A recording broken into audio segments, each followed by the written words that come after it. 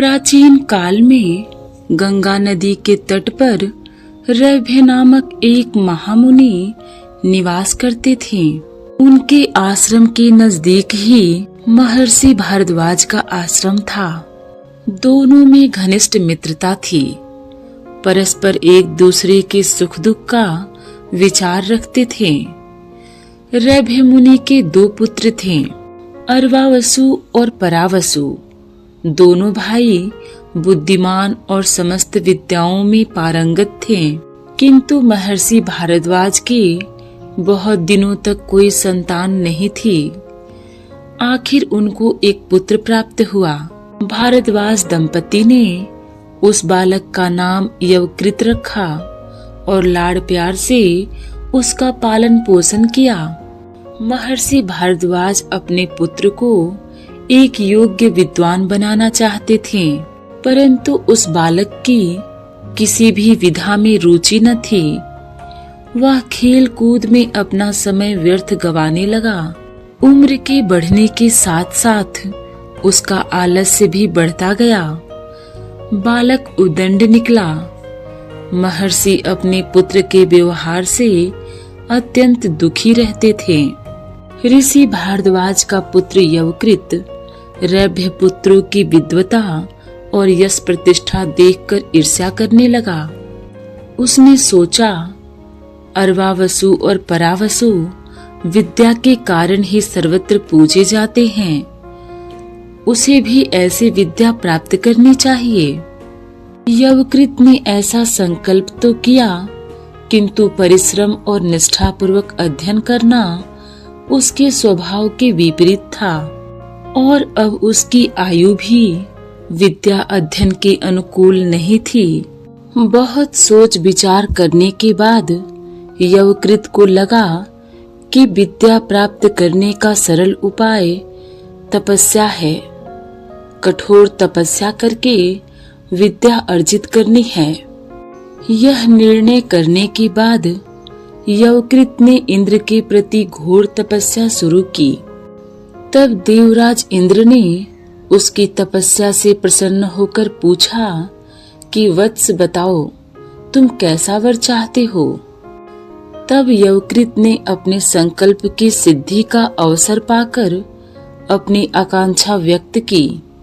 देवेंद्र, मैं इस अवस्था में अध्ययन करके शास्त्रों में पारंगत नहीं हो सकता, इसलिए आप मुझे ऐसा वर प्रदान कीजिए जिससे मैं बिना अध्ययन के ही समस्त वेद पुराण और शास्त्रों का संपूर्ण ज्ञान प्राप्त कर सकूं। तब देवराज इंद्र ने यवकृत को समझाया कि वत्स, वेद शास्त्रों का ज्ञान आचार्यों के सानिध्य में रहकर अर्जित किया जाता है। विद्या के बिना संकल्प की सिद्धि नहीं होती, इसलिए तुम तपस्या त्याग कर विद्या अध्ययन आरंभ करो। परंतु यवकृत हठी था। उसने इंद्र के हित वचनों पर ध्यान नहीं दिया। उसके हठ को देखकर विवश हो इंद्र तथास्तु कहकर अदृश्य हो गए। यवकृत के उत्साह का परावार न रहा। उसने अपने पिता के पास पहुंचकर अपनी सिद्धि का समाचार सुनाया।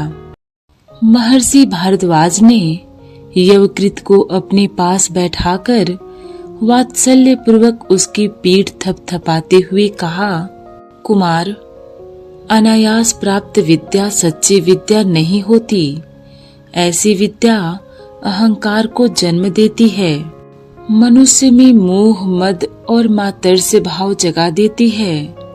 विद्या के साथ साथ विनय शोभा देती है। हाँ, एक और बात पर ध्यान रखो, तुम भूल से भी अपनी विद्या का प्रदर्शन रभ्य महामुनि के सामने मत करना और उनके परिवार के सदस्यों के साथ अभद्रता का व्यवहार कभी न करना। इतना ही नहीं, तुम उनके आश्रम की ओर भी मत जाना। इस प्रकार भारद्वाज महर्षि ने अपने पुत्र को सावधान रहने की चेतावनी दी, परंतु यवकृत ने अपने पिता की बातों पर बिल्कुल ध्यान नहीं दिया। उसे अनायास प्राप्त हुई विद्या पर अभिमान था। वह मौका मिलते ही पंडितों और शिक्षाविदों को अपमानित करने से नहीं चूकता था। विद्वत समाज में उसके इस व्यवहार से सभी बहुत ही नाराज थे। एक दिन की घटना है।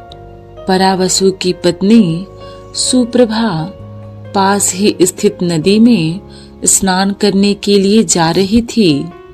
यवकृत की कुदृष्टि उस पर पड़ी। वह एक अपूर्व सुंदरी थी। उसके अद्भुत सौंदर्य को देखकर यवकृत चकित रह गया। मोहावेश में आकर लंबे डग भरते हुए वह उसके पास जा पहुंचा। वह अपने ऊपर नियंत्रण नहीं रख सका और बिना सोच विचार किए उसका हाथ पकड़ने को आगे बढ़ा। यवकृत की इस हरकत से महर्षि रभ्य की पुत्रवधू सुप्रभा शेर को देखकर घबराने वाली हिरणी की भांति भयभीत हो उठी। यवकृत के पंजों से बचने के लिए सुप्रभा तेज कदमों से आगे बढ़ी। यवकृत ने दौड़कर उसका रास्ता रोकते हुए याचना की कि वह उसकी कामना की पूर्ति करे। सुप्रभा ने यवकृत के चरित्र के बारे में सुन रखा था। उस दुष्ट से वाद विवाद करना खतरे को मोल लेना था। लोकलाज के भय से वह पल भर भी वहां रुके बिना अपने आश्रम की ओर भाग गई। आश्रम में पहुंचकर सुप्रभा ने देखा आश्रम के भीतर कोई नहीं था। उसका दुख उमड़ पड़ा। वह भय और लज्जा के मारे रो पड़ी और रोती ही रह गई। थोड़ी देर बाद महर्षि रभ्य आश्रम में पहुंचे। रोती हुई पुत्रवधू को देखकर सांत्वना पूर्वक शब्दों से पूछा, बेटी बताओ क्या हुआ? तुम्हारे दिल को किसने दुखाया? कहो, मैं उस दुष्ट को उचित दंड दूंगा। अपने ससुर की सांत्वना पाकर सुप्रभा ने सविस्तार बताया कि किस प्रकार मुनि भारद्वाज के पुत्र यवकृत ने उसका अपमान किया है। महर्षि रभ्य अपनी पुत्रवधू के अपमान की व्यथा सुनकर क्रोध में आ गए। उन्होंने तत्काल अपनी जटा से एक रूम खींचकर होम कुंड में डाल दिया।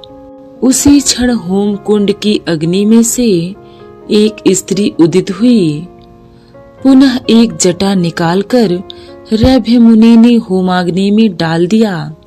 इस बार एक भयंकर काया वाला राक्षस अग्निकुंड से निकलकर बाहर आया। होम कुंड से उत्पन्न स्त्री पुरुष दोनों ने हाथ जोड़कर निवेदन किया, महर्षि आदेश दीजिए, हमें क्या करना है? तब महर्षि रभ्य ने उन्हें आदेश दिया कि तुम दोनों इसी समय जाकर यवकृत का वध कर डालो। महामुनि रभ्य का आदेश पाकर उसी क्षण दोनों यवकृत का वध करने के लिए निकल पड़े। यवकृत उनका आशय जानकर भयभीत होकर भागने लगा, परंतु शूलधारी राक्षस उसका पीछा करने लगा। अब कोई उपाय न पाकर अवकृत आत्मरक्षा के लिए नजदीक के सरोवर में जा छिपा। किंतु आश्चर्य की बात थी, अगले ही क्षण सरोवर सूख गया। यवकृत सोचने लगा, सील के बिना विद्या शोभा नहीं देती। परंतु अब कोई उपाय न पाकर यवकृत ने अपने पिता से क्षमा याचना करने के लिए उनके आश्रम में प्रवेश करना चाहा, परंतु अग्निहोम के रक्षकों ने उसको अंदर आने से रोक दिया। इतने में पीछे से राक्षस ने प्रवेश कर यवकृत पर शूल से प्रहार किया। उस आघात से यवकृत के प्राण अनंत वायु में विलीन हो गए। दक्षिण भारत के एक कवि ने अपने गीत में बताया है कि सभ्यता की अनेक सीढ़ियों को पार करने के बावजूद मनुष्य की उद्दाम कामनाओं में परिवर्तन नहीं आया है। उसने वेश बदला, भाषाएं सीखी, ज्ञान का खजाना खोला, पर उसकी आकांक्षा बनी रही। दरअसल मनुष्य सदा से सुविधा भोगी बनना चाहता है। श्रम, साधना और पुरुषार्थ से वह घबराने लगता है। इस पुराण कथा में मानव की उसी चित्तवृत्ति की सही झांकी दर्शाई गई है।